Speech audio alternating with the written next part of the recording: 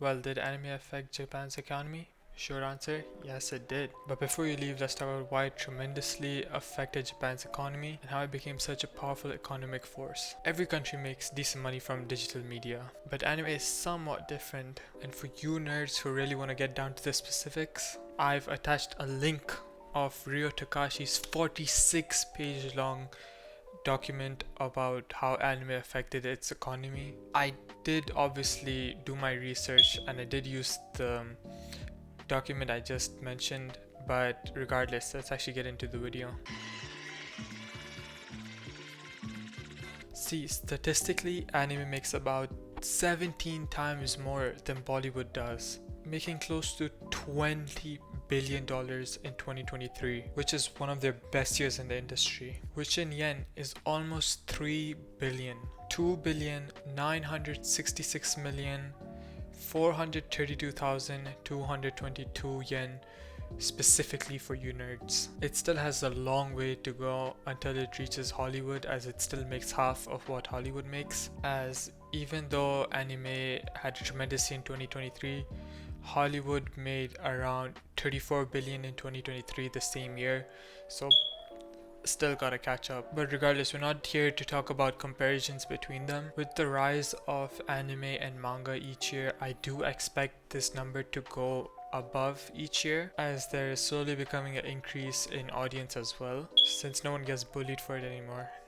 Dark times, jeez. See, there's a lot of factors that go into the anime industry, and today we're gonna break it all down, like getting specific on anime and manga, how it affected tourism and the economy in a good or a bad way. But right now we're gonna talk about its beginning. If you have a sharp eye, you might have noticed that I put Astro Boy on the thumbnail. Well, that's because it was an iconic work that released in the 1960s that led to anime being created, as it was one of the first mangas to be turned into a TV show, which was revolutionary for Japan as it brought anime to homes across Japan. I remember that came out as if it was yesterday, like good times. It essentially laid down all the groundwork for storytelling techniques and the style of anime, and there was a huge surge in popularity in anime in between the 90s and the 80s because of anime like Dragon Ball Z and Sailor Moon and much more. I mean, who does not know Dragon Ball?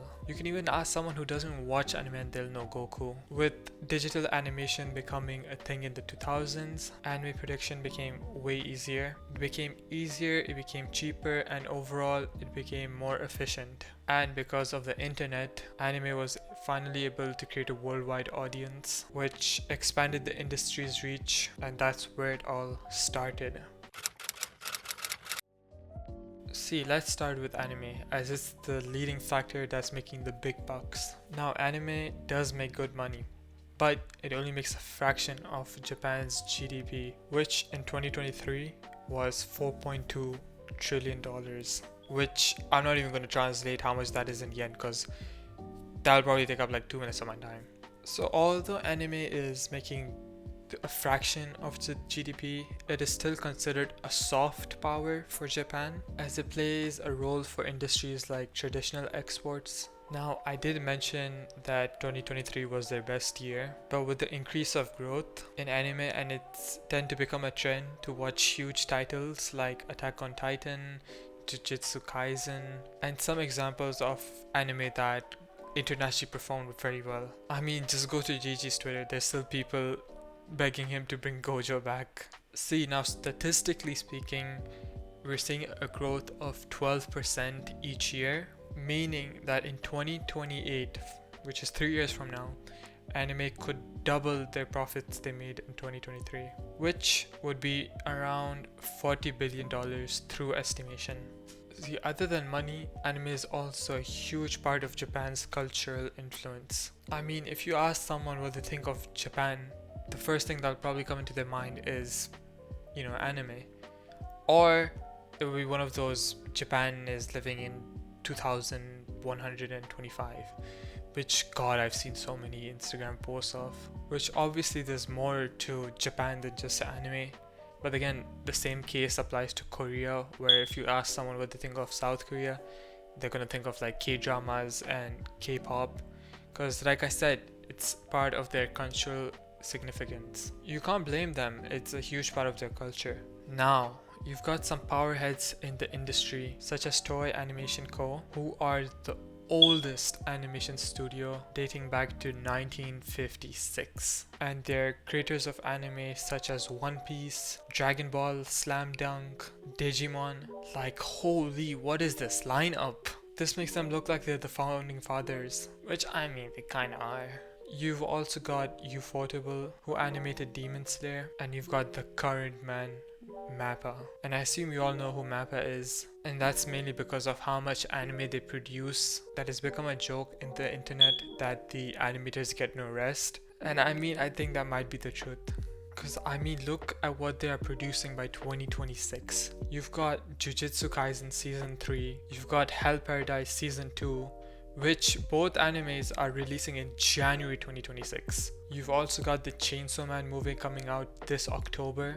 And these are the big names. God knows how many other animes they're being produced right now by Mappa. And just like Toei, they are a very decorated company where they have produced and animated Attack on Titan Season 4, Vinland Saga Season 2, they've animated Hajime no Ippo Rising, Jujutsu Kaisen, Chainsaw Man, and much more.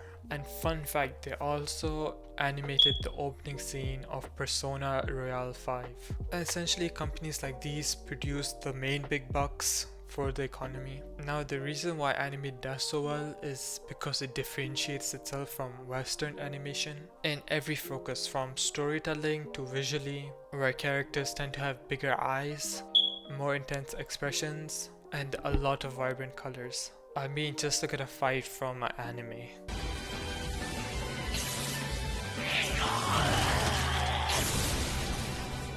How often do we see that in Western animations? Now imagine if Shaun the Sheep had freeze frames and production, while Western animations usually consist of action and comedy. Unlike them, anime has over 20 plus genres for almost everything. You've got so many options, whether it's magic, whether it's mech, whether it's slice of life, obviously action and comedy, but there's so much more than Western animation.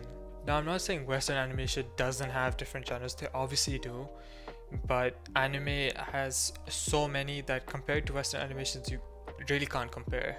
But most of the reason why they're so different is because obviously the cultural references. That's the main factor in differentiating them. Like the amount of times I've seen a school by the ocean or an episode about the school festival, like hello, it's too much to count. See, we've talked a lot about anime and we'll come back to it, but anime is not just created out of nowhere, right? Just like comic books are adapted into movies, animes are mainly adapted from mangas. And let's see what mangas do. See, just like how comic books and books are adapted into movies, same applies to manga. Manga are essentially just Japanese comic books. Essentially, you can see behind me, I have some manga myself and much more over there. But the thing is, manga is not everybody's cup of tea. Only a decent margin of people actually read manga after watching the show. Some mangas are being written at the same time the animes are being produced. For example, we can take Blue Lock, which is still running as they're right now in manga terms. It's Japan versus Nigeria. But the anime is still producing the NEL arc, which so way back. There are mangas that are finished and then the anime come over. We can kind of take Jujutsu Kaisen as an example, as it's officially over and the anime is still being made, as season 3 is being made, which is about the culling games. But it is rumored that JJK might be starting again, so that's why I'm still uncertain about using it as an example, but I don't know how strong the sources are for me to confirm. There are also some manga that are being written at the same pace as the anime, meaning that both the anime and the manga are both at the same arc. But if that does happen, then the anime needs to divert itself so that the manga can continue long enough for them to make another episode. That's why we see so many odd episodes out of nowhere, These are mainly called fillers. These fillers episode, like I said, are so that the manga can continue long enough for them to be able to create another episode. Because if, let's say, an anime episode is usually 20 minutes, that's around like 10 to 15 chapters covered, right? And if they're both at the same pace, anime needs to divert while the manga creates another 10 to 15 chapters. Regardless, that's why we see so many odd episodes out of nowhere. For example, like we could be watching a fight about to reach its climax, and then you go to the next episode and it's either a backstory or it's completely unrelated to the story. For example, when I was watching My Hero Academia, they were literally in the middle of the fight. I click on the next episode and they're on some like super detective secret mission which was not even related to the story. I was like, where did that come from? But see, unlike anime, manga makes significantly less money than anime does. But without manga, there wouldn't be anime, so it's kinda, And the thing is, anime does boost manga sales. For example, after I watched Blue Lock, I think I bought some. I don't know if I watched it first or bought the books first. But we can take it as an example where I watched Blue Lock and then, I want to know what happens next. So I bought the manga. Same with other manga. For example, I finished JJK, I bought a Jujutsu Kaisen manga. Blah blah blah, you get what I mean. And it also kind of brings more people to read manga because there are occasions where the anime is dropped without the story being completed. And if you're like heavily invested and want to know what happens next, what do? You go read the manga. For this, we can take Berserk as an example, where the best animation was the 1997 animation, but that got dropped after volume 14 of the book because they couldn't continue it because of its themes. It's having such heavy gore, violence, and crazy themes that it makes sense why they can't continue it. I feel like if you animate Berserk like completely, you're definitely gonna lose your sanity because it's a crazy anime or manga, whatever. So for example, like I said, it didn't continue after volume 13, and there are actually 42 volumes of Berserk. So it's a lot of stories that people might not know about right after they finish Berserk. I'm only on volume 22 as I keep reading it, and then I go take a break for 4 months and then I come back. Like I remember I continued last December and then I came back on summer break, and now hopefully I get back onto it again because it's regardless, it does have crazy themes. It's really good though. And if you want something that you won't have to buy multiple books for to continue the story, there are things called light novels where all of the stories told in one book, just like a normal book, while still having Japan's cultural references. So it's just a book but Japanese book, I guess. Like for example, I have this book behind me called 3 Days of Happiness. This is a light novel. As you can see, there's no drawing or anything, it's just complete story. Compared to Blue Lock, which obviously isn't a light novel, you can clearly see that from the drawings. So they aren't as big as manga, but they're still a very good read. And the book I just mentioned, 3 Days of Happiness, is actually such a really good book. I really love the story. It might be my favorite book, and it's so good that I still remember everything that happens in it vividly after years since I've read it. And if you're looking for something nice to read, I definitely recommend 3 Days of Happiness. Regardless, there's not much to say about manga affecting the economy, other than it does not make that much compared to anime. But like I mentioned before, without manga there wouldn't be anime, so it's kind of like a balanced statement, I don't know. But now let's see what Japan's economy actually does with the anime industry.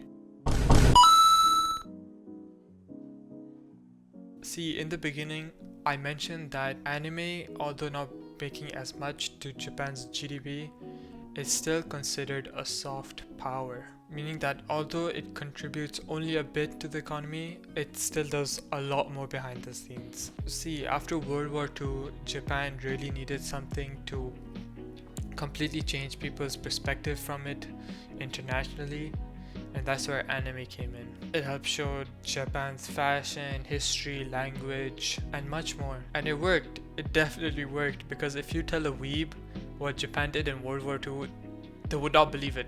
They would start bawling out, getting on their knees and saying that all for one, flipping mind control Japan into doing all of that.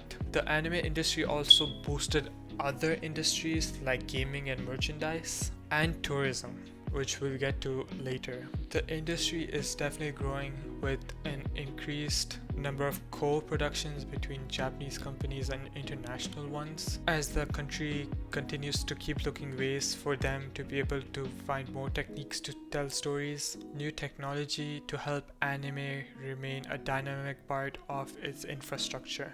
Anime has different ways where it contributes to economy, like licensing, where characters from anime become used in toys and clothes, stationery, and more. You have also got investments being made to keep the entertainment industry alive and stable to continue the support of the creation of anime, which helps provide jobs not only in animation studios but in also retail and advertisement, which obviously contributes to the human capital. You've also got domestic and international licensing, you've got royalties, you've got partnerships, and much more. And the thing is, domestically, anime has been doing good, but it did not have much of an audience internationally, other than obviously huge hits like Dragon Ball Z and Naruto, which are excluded. So that's when the pandemic hit, and that's when an international audience became more aware of anime. That's why anime has started to do so good recently, as now there's about 1 in 3 Americans that have watched a major title of anime. The thing is that there's still so much for it to develop, because action anime like Attack on Titan, Dragon Slayer are doing well, but much of a casual audience don't dip into different genres, because majority of these people are watching it as it becomes a trend. We can take Solo Leveling for example. Season 1 wasn't that bad. There was a audience, there was a fan base. But season 2 definitely became a trend, and that's when everybody hopped on it. And especially with the controversial battle for Anime of the Year against Freenan, definitely boosted it more. And the thing is, Solo Leveling is good, but the guy aura farms half of the time. Like, he's just sitting back. Half of the crew is that he's like, wait, they think I'm a E-class, so I'll let them fight until I show them my true powers. Yeah. Like, hello? What? Imagine you get hit by a monster, you're about to die, like you're about on your last blink. And then you turn your head and you see the guy that was apparently E-class kill everyone in 5 seconds. Like, could you not do that 5 seconds before I got stabbed by a monster? What? I like Solo Leveling, I don't know why I'm going on a rant about it. Let's get back to the video. Regardless, what I mean to say is anime has just recently started to gain an audience internationally. That's why it's doing so great. That's why 2023 is their best year, and the numbers will keep improving at this rate like I mentioned before.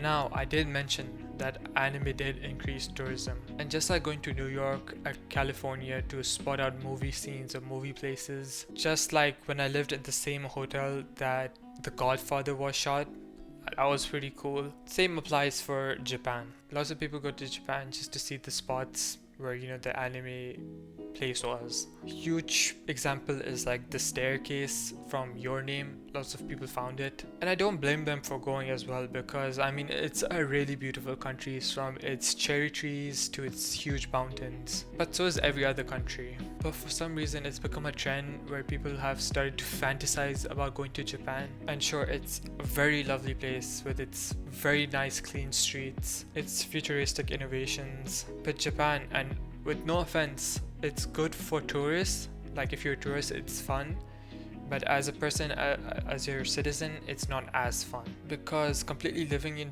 Japan is way different. You've got long hours at work, an okay amount of pay, and you struggle more as a foreigner, as they don't treat you the same as obviously a born national citizen, which is very annoying, because I've lived my whole life in a country that does the same exact thing. Like, I remember in high school they had a lot of scholarship companies come to our school, because obviously, you know, we're in senior year, and a lot of them talked about the perks and benefits, and at the end they would always mention that to apply for the scholarship you have to be the country's national, like, citizen.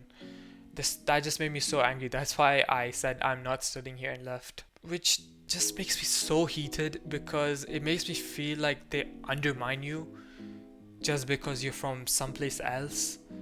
And I mean, like, hello, you, me, the viewers, the teachers, we all bleed red. So I don't get why it has to be specifically, oh, only these people can apply. It doesn't make sense. Let's move on though. And you can obviously see that Japan is kind of struggling economically, as $1 equates to 147 yen, which in quick business means that the currency is not held at strong value. So for a American, let's say, them coming to Japan and converting their money, it obviously is good for them, but obviously for a Japanese person it becomes harder for them to travel because obviously the yen is weak. Now, like I mentioned, Japan is not a bad country. I know I'm listing a lot of cons, but it also has a lot of pros. The people are very kind, the streets are very clean, and overall it's a beautiful place. It has great food and much more than that. But I do stand by the fact that being a tourist is way more enjoyable than being someone who lives there. So if you ever plan to move to Japan, you better expect to know much more than just, oh, it's this and that, you know? You gotta think of the cons as well. But anime has increased Japan's tourism, with 21.5 million people making their visit to Japan and only in the first half of 2025, which is a 21% increase from last year. But because of high tourism in Japan, Japan has made it harder to visit because they're actually suffering from over tourism, especially in cities like Tokyo and Kyoto, especially with influencers nowadays causing disruptions. I mean, there was a huge scandal of like a few months ago where this international influencer came in with their huge boombox and started blasting music in the trains and out in public, which in Japan's society is a huge no, because they say that the people are very tired, so the best we can do is stay quiet. And it's also one of the reasons why the yen is so weak, because tourists come in with, you know, massive loads of, let's say, American dollars converted into huge amounts of yen. So because of that, the yen kind of loses a bit of value. So if you're traveling to Japan, just obviously visit the huge cities and whatever the main attractions, but also do visit the small cities like Kanazawa, Osaka, Shirakawa, Toyoma. There's a lot of cool places in Japan. Regardless, tourism is another soft power for Japan, and anime has definitely, like I mentioned, increased tourism, because, you know. Now, we've seen a lot of impacts because of the anime industry, so let's quickly summarize everything. Anime has become a soft power for Japan's economy, helping other industries like retail. It changed the perspective of how Japan is seen, and has become a form of way for them to show their culture. Lots of investments are being made to keep anime from progressing. Increased tourism, like I just mentioned. Anime has become a vital part of Japan's economy and a huge part of their culture as well. So like I said at the beginning, does anime affect Japan's economy? Yes, it does. This project is long considered to my old videos. I don't know how long the video's gonna be after editing, but right now it's showing 47 minutes of recording, which is crazy, as I'm trying to increase the length of my videos. Because I mean, how am I making anime essay videos and they're under 10 minutes? It just doesn't make sense. But that means even more tedious script writing and editing, but regardless, if you guys did enjoy the video, hit the like, subscribe, and if you have any thoughts or suggestions, please leave them in the comments. I love reading them. It helps me know what to do better next time, or even if you just want me to see something and make a video about it in the future, just let me know. Regardless, I hope you guys are fond of the longer videos, and thank you to everyone that's watched all the way to the end. It's crazy how you guys are still here, and I'll see you guys soon.